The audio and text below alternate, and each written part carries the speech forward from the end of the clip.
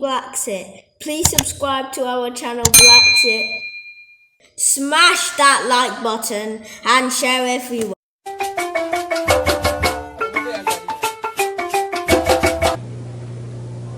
In the name of Allah, the Beneficent, the Merciful, to whom all praise is due, whom we forever thank for giving us the Honorable Elijah Muhammad as our leader, teacher, and guide. And I specifically, ladies and gentlemen, and brothers and sisters, open up like that because I am a representative of the Honorable Elijah Muhammad. And were it not for him, you and I wouldn't be here today.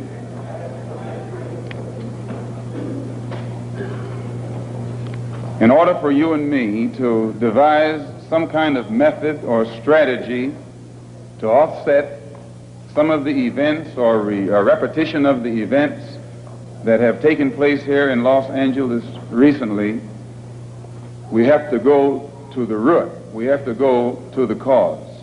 Dealing with the condition itself is not enough. We have to get to the cause of it all, or the root of it all. And it is because of our effort toward getting straight to the root that people oftentimes think we're dealing in hate. But first, I would like to congratulate and give praise to the Negro, so-called Negro leaders and so-called Negro organizations. And excuse me if I say so-called, it's hard for me to just outright say Negro when I know what that word Negro really means.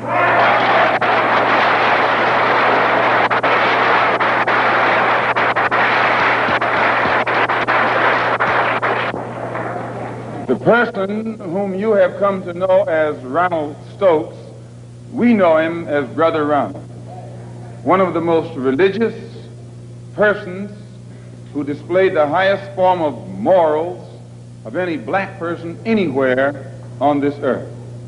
And as one of the previous speakers pointed out who knew him, everyone who knew him had to give him credit for being a good man, a clean man, an intelligent man, and an innocent man when he was murdered. The Negro, so-called Negro organizations and leaders should be given great credit for their failure or refusal to let the white man divide them and use them one against the other during this crisis.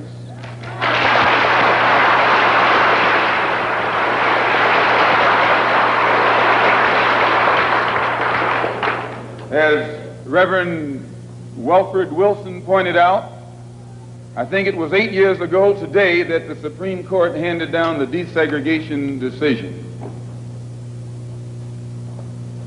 And despite the fact that 8 years have gone past, that decision hasn't been implemented yet.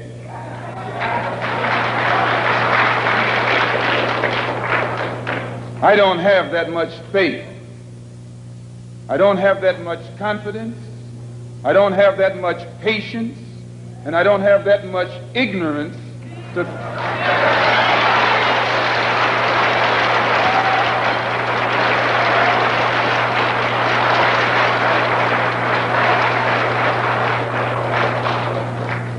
If the Supreme Court, which is the highest law-making body in the country, can pass a decision that can't get even 8% compliance within 8 years because it's for black people, then my patience has run out.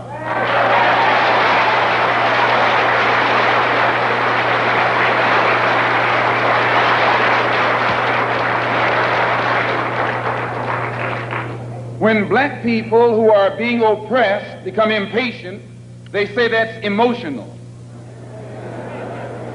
Please, when black people who are being deprived of their citizenship, not only of their civil rights, but their human rights, become impatient, become fed up, don't want to wait any longer, then they say that's emotional.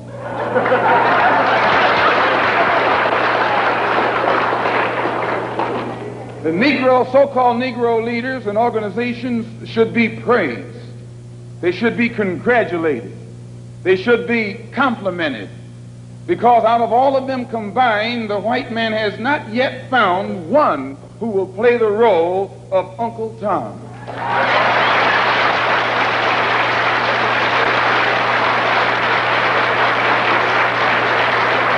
But yet he has found no Tom, no puppet, no parrot who is still dumb enough in 1962 to represent the injustices that he's afflicting against our people. We don't care what your religion is. We don't care what organization you belong to. We don't care how far in school you went or didn't go. We don't care what kind of job you have. We have to give you credit for shocking the white man by not letting him divide you and use you one against the other.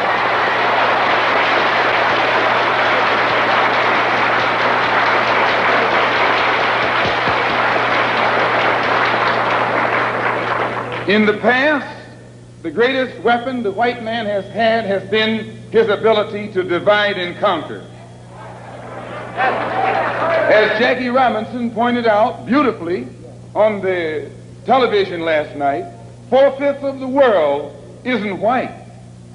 Isn't that what Jackie said?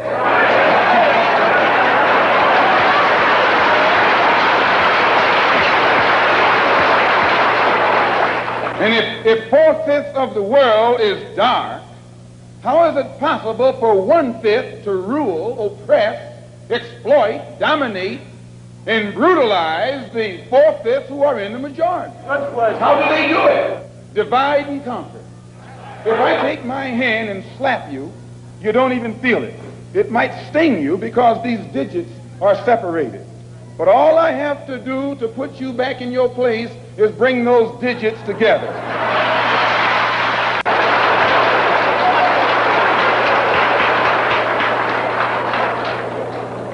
This is what the white man has done to you and me.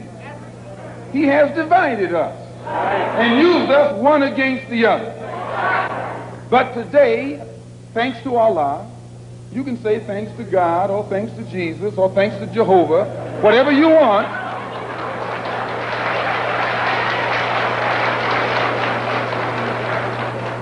But as a follower of the Honorable Elijah Muhammad, we have been taught to say thanks to Allah. And that's what Jesus said. Jesus called on Allah. He said, Allah, Allah, lama asabachthani. I believe what's good for Jesus is good for you. If Allah was good enough for Jesus to call upon, I think he should be good enough for you to call upon. Since the so-called Negro community has shocked the white man by resisting all efforts to divide us, I think that you and I should continue to shock him by staying and working together in unity. Despite religious, political, economic, or educational or social differences, let us remember that we are not brutalized because we're Baptists. We're not brutalized because we're Methodists. We're not brutalized because we're Muslims. We're not brutalized because we're Catholics. We're brutalized because we are black people in America. Here your mother is being raped and you're not supposed to be emotional. Your women, please, your women can't walk the street without some cracker putting his hands on her, and you're not supposed to be emotional.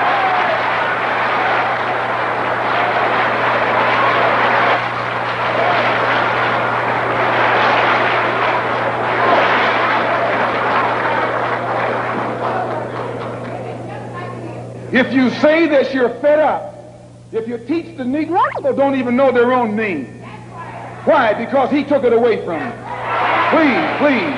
20 million black people don't even know their own language. Why? Because he took it away from them. 20 million black people who don't even know the history of their ancestors.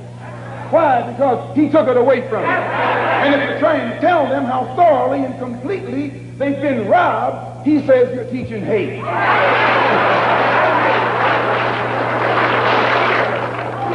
That's something to think about. Today you are coming out of college. You're coming out of the leading universities. You're trying to go in a good direction. but you don't know which direction to go in. And if somebody tries to take you right to the root of your problem, they say that that man's a hate teacher.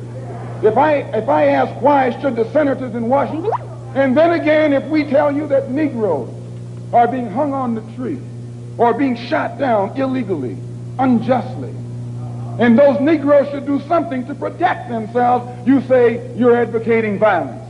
The white man is tricking you. He's trapping you. He doesn't call it violence when he lands troops in South Vietnam. Please. He doesn't call it violence when he lands troops in Berlin. When the Japanese attacked Pearl Harbor, he didn't say get nonviolent. He said praise the Lord, but pass the ammunition.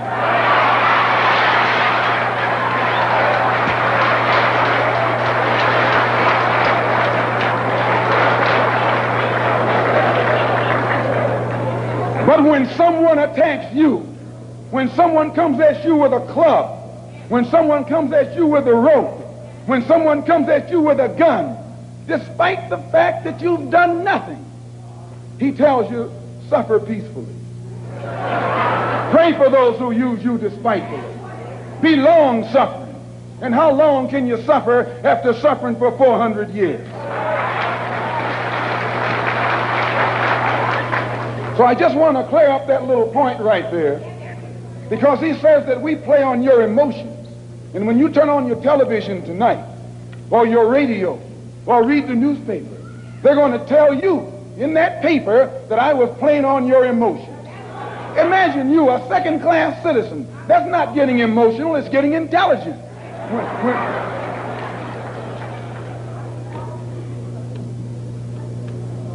And as far as your mayor is concerned, I should say their mayor, a man named Yorty, who has been slandering the Muslims, a professional liar,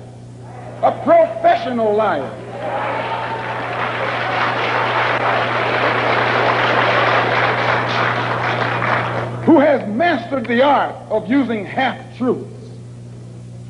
Put it in the paper that they broke into our religious place of worship and got records that they can use to prove that most of us have criminal records. You can't be a Negro in America and not have a criminal record.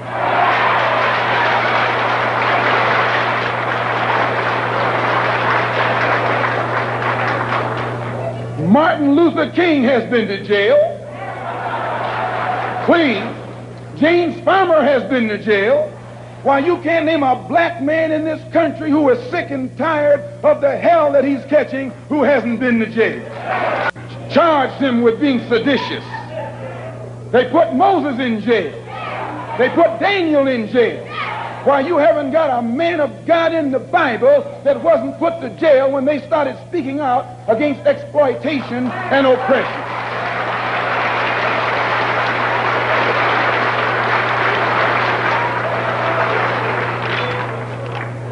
They charged Jesus with sedition. Didn't they do that? They said he was against Caesar. They said he was discriminating because he told his disciples, go not the way of the Gentiles, but rather go to the lost sheep. He discriminated. Don't go near the Gentiles, go to the lost sheep. Go to the oppressed. Go to the downtrodden. Go to the exploited. Go to the people who don't know who they are, who are lost from the knowledge of themselves, and who are strangers in a land that is not theirs. Go to those people. Go to the slaves. Go to the second-class citizens. Go to the ones who are suffering the brunt of Caesar's brutality. And if Jesus were here in America today, he wouldn't be going to the white man. The white man is the oppressor. He would be going to the oppressed. He would be going to the humble. He would be going to the lowly. He would be going to the rejected and the despised. He would be going to the so-called American Negro.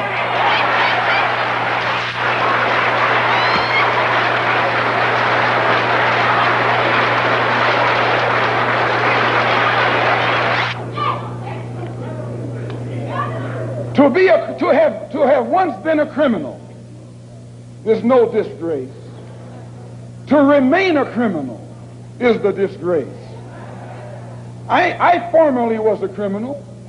I formerly was in prison. I'm not ashamed of that. You never can use that over my head. And that he's using the wrong stick. I don't feel that stick.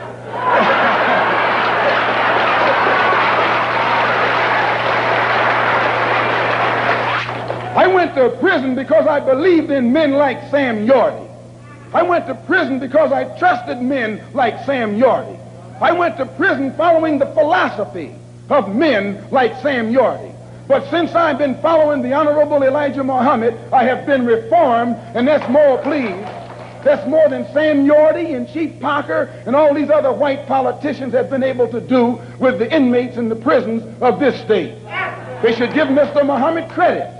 They should give Mr. Muhammad credit for reforming and rehabilitating men whom they have failed to reform and rehabilitate.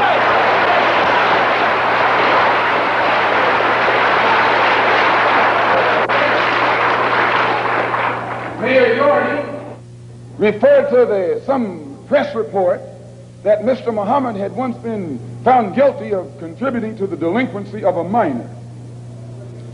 He failed to explain purposely that in 1934, the Honorable Elijah Muhammad refused to send his children to the white schools in Detroit, Michigan that were teaching you about little black Sambo. That's the minor that he contributed to the delinquency of. You see, this vicious, fork-tongued white man has been able to take lies and make you turn against those who want to help you and make others turn against you. This is the contributing to the delinquency of a minor that this mayor, or man who calls himself mayor, is talking about. In the same article, he said that the Muslims are the same people who rioted in the United Nations. Someone should pull his coat and let him know that at the present moment, there are $6 million worth of suits leveled against two of New York's leading newspapers for making the mistake of charging the Muslims as being involved in those United Nations riots. We were not involved. And if this fork-tongued man who calls himself your mayor had taken the time to find that out, he wouldn't be walking into the trap that he's letting his ignorance lead him into.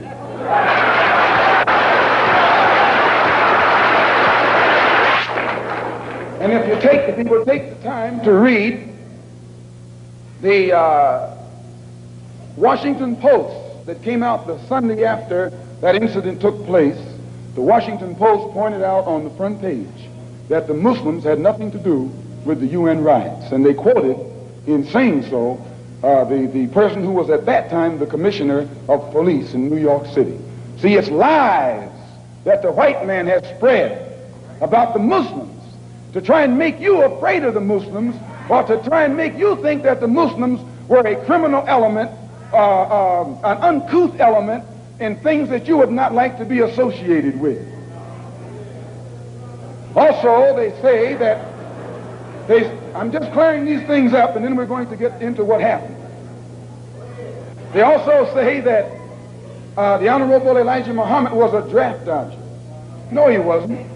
He just refused to go to the army because he was a man of peace. He was a minister of a religion of peace. He was teaching peace. So he outright refused to go to the army. That's not draft dodging. That's intelligence. Appear before the grand jury. Because the coroner's jury is stacked against Negroes. The grand jury is stacked against Negroes. The press, the radio, the television, and the newspapers are stacked against Negroes. But please, the Los Angeles Police Department is stacked against Negroes. He is stacked against all Negroes, all except those whom he has appointed to high positions. The controlled press, the white press, inflames the white public against Negroes. the police are able to use it to paint the Negro community as a criminal element. The police are able to use the press to make the white public think that 90% or 99% of the Negroes in the Negro community are criminals.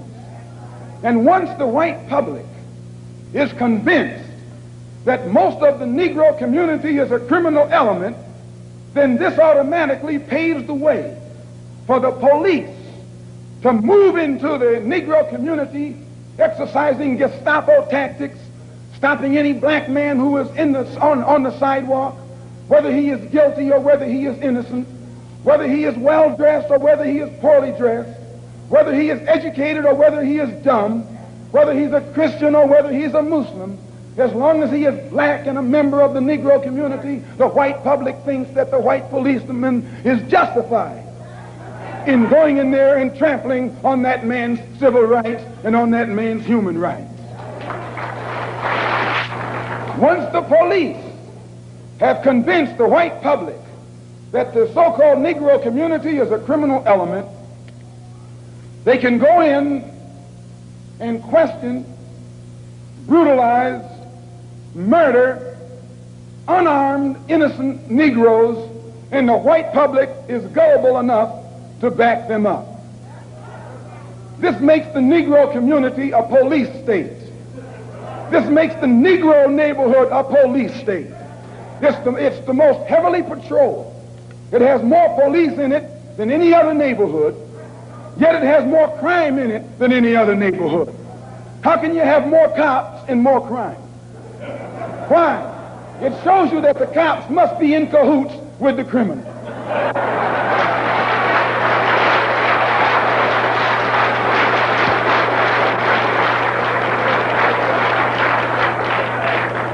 The texture of the hair that God pleased, that God gave them, so much that they'll put lye on it. Do you realize now, you know, brother, lye will eat a hole in steel, and you know your head is not that hard.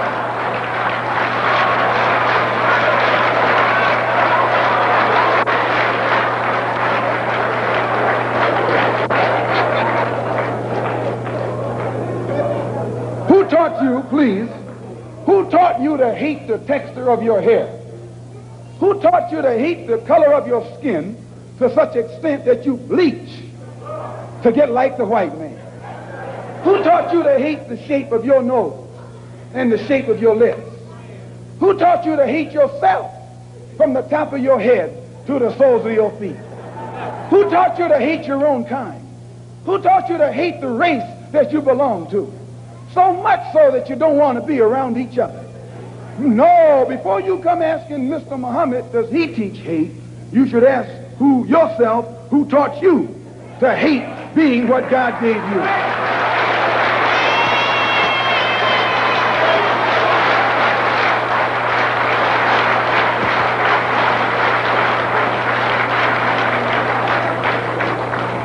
We teach you to love the hair that God gave you. Here you way out in the middle of the ocean, can't swim, and you worried about someone that's in the bathtub and can't swim.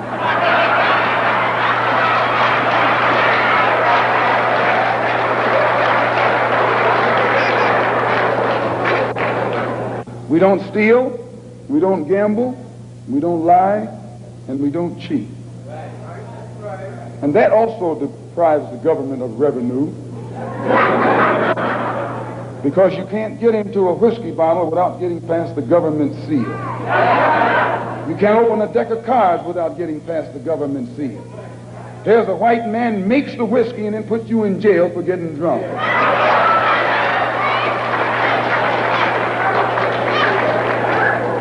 He sells you the cards and the dice and puts you in jail when he catches you using them. So he's against us because we fix it where he can't catch you anymore. We take the dice out of your hands and the cards out of your hands and the whiskey out of your head. The most disrespected person in America is the black woman. The most unprotected person in America is the black woman. The most neglected person in America is the black woman. And as Muslims, the Honorable Elijah Muhammad teaches us to respect our women and to protect our women. And the only time a Muslim really gets real violent is when someone goes to molest his woman. We will kill you for our woman. I'm making it plain, yes. We will kill you for our woman. We believe that if the white man will do whatever is necessary to see that his woman gets respect and protection, then you and I will never be recognized as men until we stand up like men and place the same penalty over the head of anyone who puts his filthy hands out to put in the direction of our women.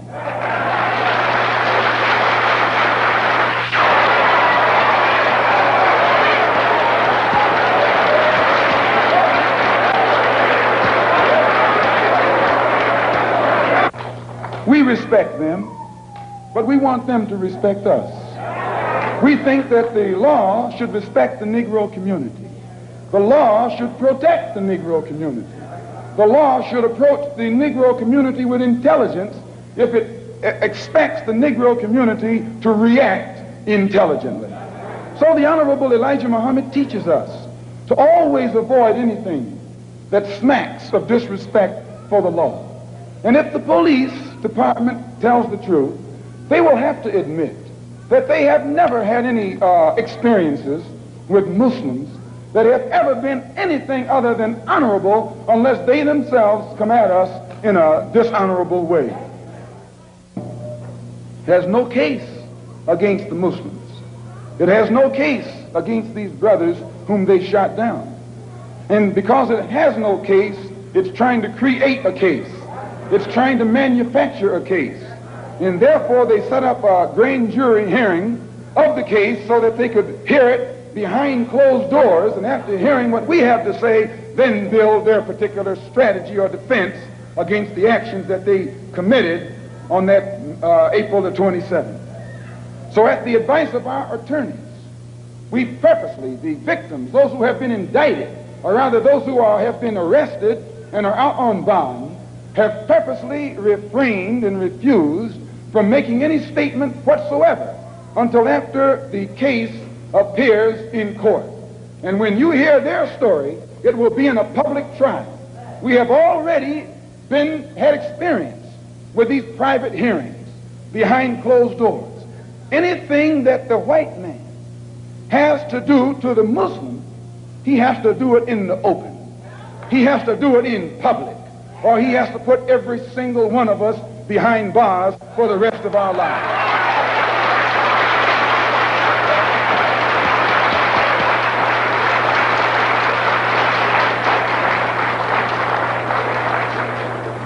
When Mayor Yorty called for a government investigation of a religious group that has the highest moral standard of any group in the Negro community, Mayor Yorty was giving you an example of what Hitler did in Nazi Germany when he began to go on the rampage.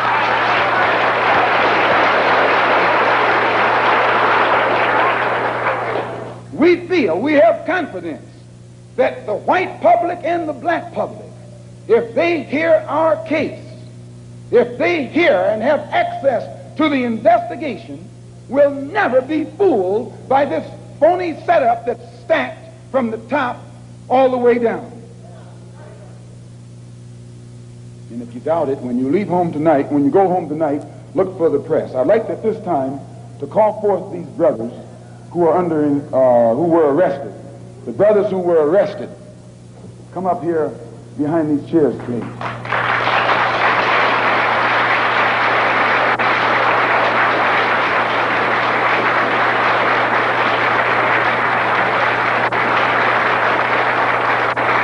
They were suspects. This wouldn't happen in a white neighborhood. White man can walk down the street with packages on his head, packages under his arm, and packages everywhere else, and won't anybody question his right to carry those packages.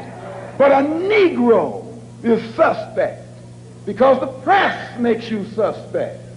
Yes, the white press makes me real suspect. What do you got? All the information you need, officer. And the officer made one stay at the rear of the car and the other go to the front of the car.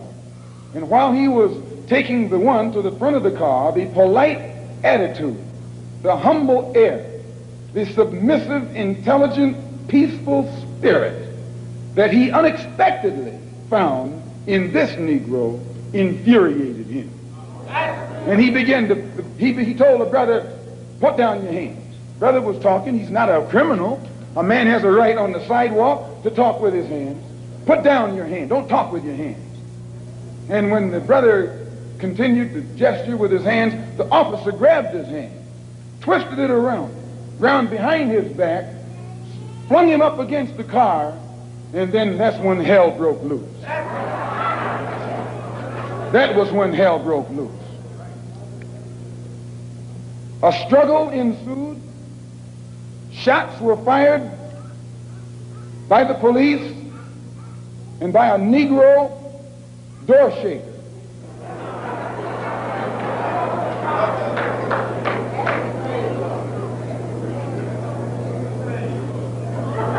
An alarm went out. When the alarm went out, instead of the police going to the place where the incident occurred, the police went 1 block away to the temple. When they arrived there, they got out of their cars with their guns smoking. You would have thought it was Wyatt, what his name? Wyatt Earp. I'm telling you, they came out of those cars, and we have enough witnesses to hang them with their guns smoking. Chief Parker knows this, Mayor Yorty knows this, and every police official in the city knows that. They didn't fire no warning shots in the air. They fired warning shots point blank at innocent, unarmed, defenseless Negroes. As I say, 2 of the brothers were shot in the back. Another was shot in the shoulder. Another was shot, 2 of them were shot, excuse the expression, through the penis.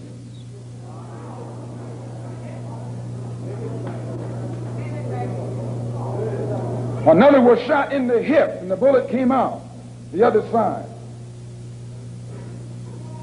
Brother Arthur here was shot 1/4 of an inch from his heart.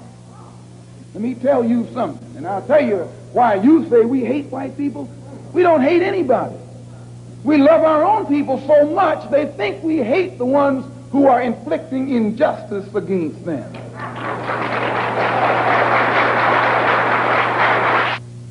Man who has been shot, the bullet having passed 1/4 of an inch through his heart. I'm not going to let him talk, which I think you can understand why. You should listen to the conversation of the police officers while it was going on. 2 of the brothers who had been shot were lying hand in hand. The officer said they were chanting a death chant. You read that? They were saying, Allahu Akbar. What does that mean? It means that God is the greatest. It means that God is the greatest.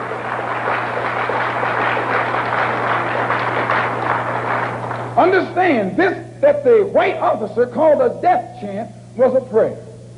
They were praying when they were shot down. They were saying, Allahu Akbar. And it shook the officer up because they haven't heard black people talk any kind of talk but what they taught them.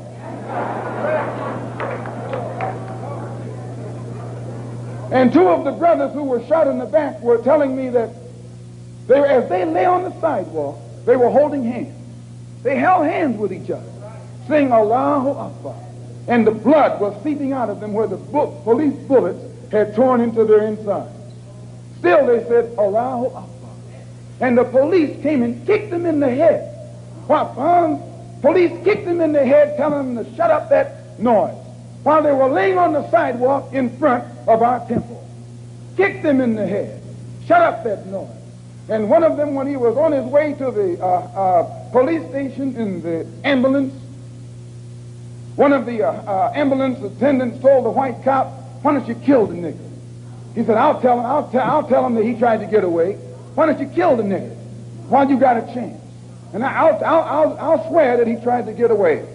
If he didn't say this, then I need to be put in jail, and I'll gladly go.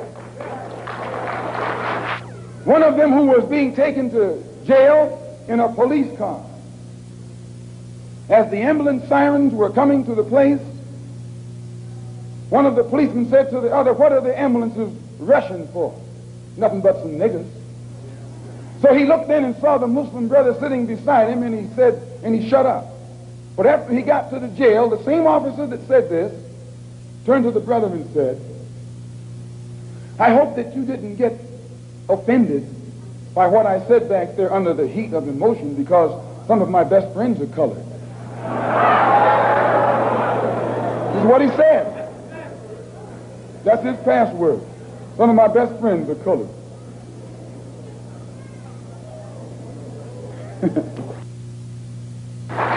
And I, for one, as a Muslim, believe that the white man is intelligent enough.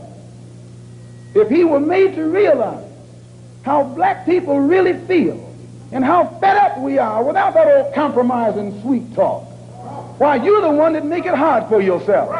The white man believes you when you go to him with that old sweet talk, because you've been sweet talking him ever since he brought you here. Stop sweet talking him. Tell him how you feel. Tell him what kind of hell you've been catching, and let him know that if he's not ready to clean his house up, if he's not ready to clean his house up, he shouldn't have a house. It should catch on fire and burn down.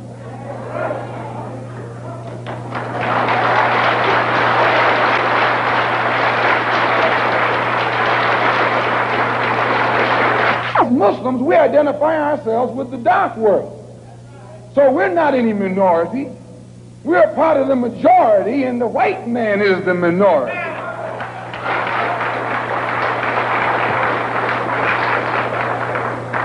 You have to know this to understand us. We don't think any odds are against us. We don't fight a battle like the odds are against us. Why, the whole dark world today is in unity. It's one. If you don't think so, look at the United Nations. When the dark world votes, they vote as one. They get the colonialists out of Africa and out of Asia, telling them to get out. They don't have any nuclear weapons, but they got a solid, united voice, and their unity alone is sufficient to drive the oppressor and exploiter of their people out of their own country. You and I need to learn a lesson from that right there. In the UN, the dark world consists of Buddhists, Hindus, Shintoists, Taoists, Christians, Muslims, everything. But they're together. They forget their religious and political differences. They think as one. They move as one against a common enemy. And out of Algeria, he's going. Don't think he's not going. He's going. They're getting him out of Angola, out of Tanganyika, out of Angola, out of Uganda, out of Kenya. He's going from South Africa too. He hasn't got long to be there. All over this earth, dark people who have been oppressed and exploited by those who are not their own kind, strangers, are coming together to get the oppressor off their back. You and I learn a lesson from that. We are oppressed. We are exploited. We are downtrodden. We are denied not only civil rights, but even human rights. So the only way we're going to get some of this oppression and exploitation away from us or aside from us is come together against the common enemy.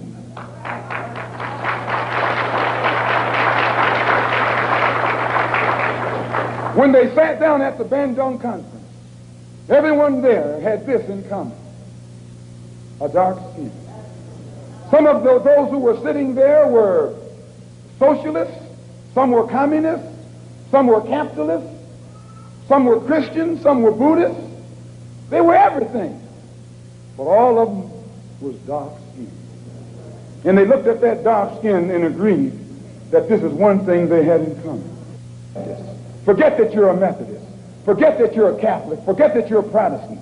Forget that you're a Muslim. Remember that all of us are black and we're catching hell. One nation, one Africa. Thank you, BlaXit family. Please keep watching. Remember, follow your dreams. Purchase your tracks today.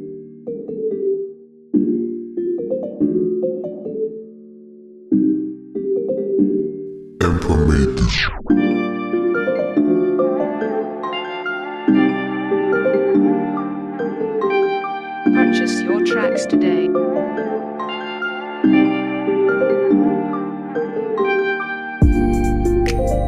Purchase your tracks today.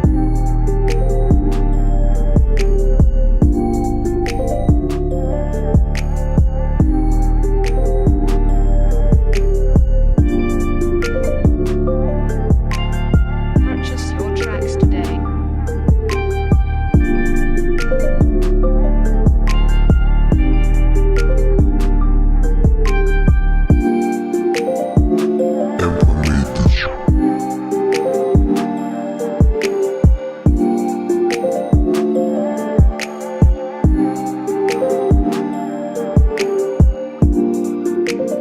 Purchase your tracks today.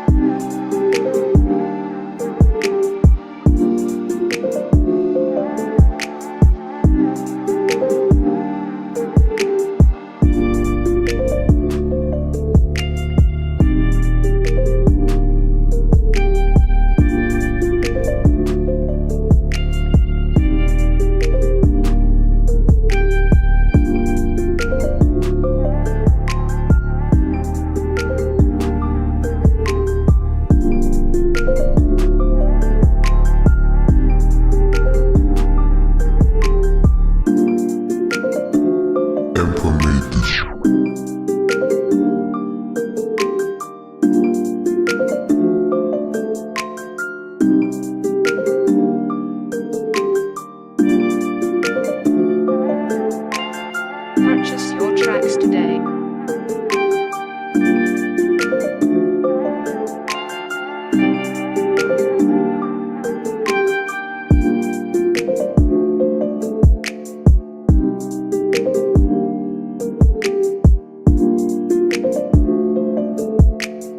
Purchase your tracks today.